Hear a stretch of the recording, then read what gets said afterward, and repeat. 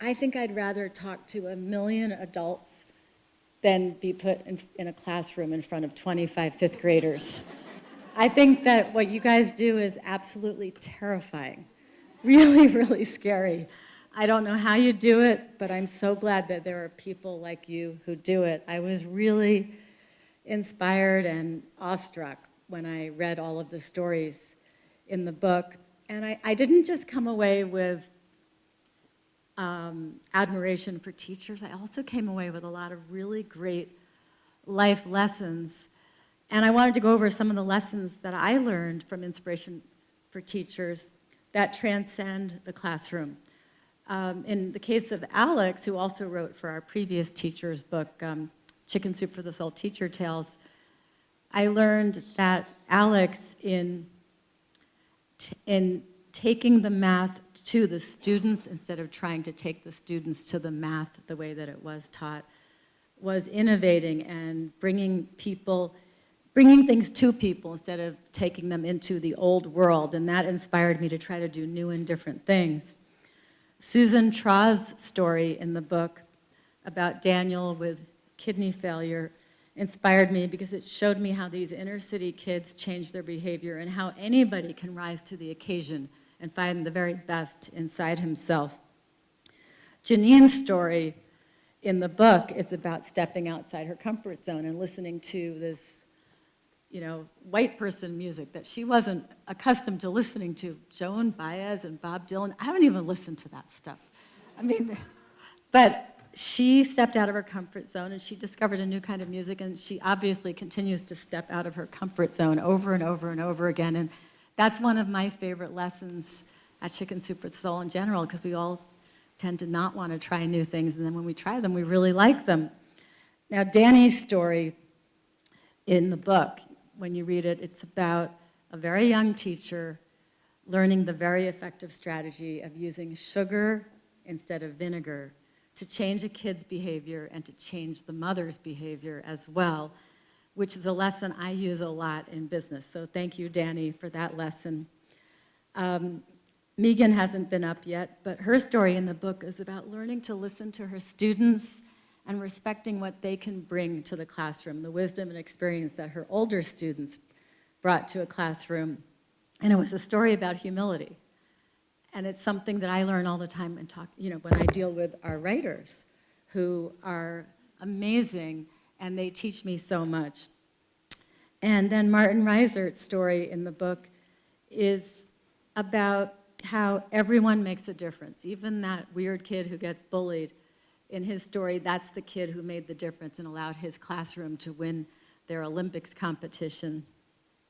And then I know you're going to be hearing later tonight from Taya, who proves that we can all make a difference, starting very, very young.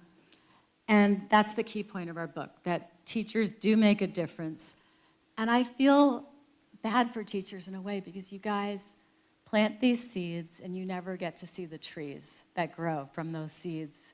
And you do an amazing job, and if you're lucky, you find out maybe what happened to 0.5% of your students. Maybe 5 years, 10 years, 20 years down the road, you run into a former student. But you don't know what happened to 99.5% of your students. And what I love about our Inspiration for Teachers book is that it does tell you that you're making a difference. And you need that, because you're going in every day and you're warring with the administrations and the school districts, and that testing that's quantitative instead of qualitative, and all of the ups and downs of teaching. So I hope that this Inspiration for Teachers book helps teachers make that decision to re-up for another year and help solve that teacher retention problem that we have. So that's the key point of our book, that teachers do make a difference. But the other thing that I think is so important today is that you guys are on the front line. You are collectively creating our future. Kids spend more time with you, in many cases, than they do with their parents. And right now, things are really confusing and scary out there. And there's been much less talk recently about kindness and tolerance and compassion and all of the things that make America great for real. So You're the people who can influence these kids, especially if they're getting the wrong messaging at home now, because some people who are wrong-headed about things now feel empowered to pass on wrong-headed values to their children. You're there in the classroom every day. You can fight back, and you can promote the values that are the right values for the kids. And I think that that is just as effective as anything that you do with curriculum. So it's something that Chicken Soup for the Soul is really focusing on now, is keeping everyone focused on kindness, tolerance, embracing differences, empathy.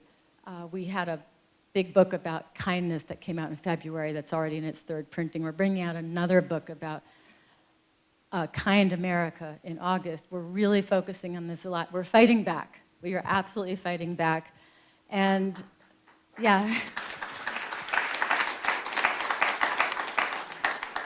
So I think that in addition to teaching the curriculum, you guys are the people who are going to keep these kids on the right path.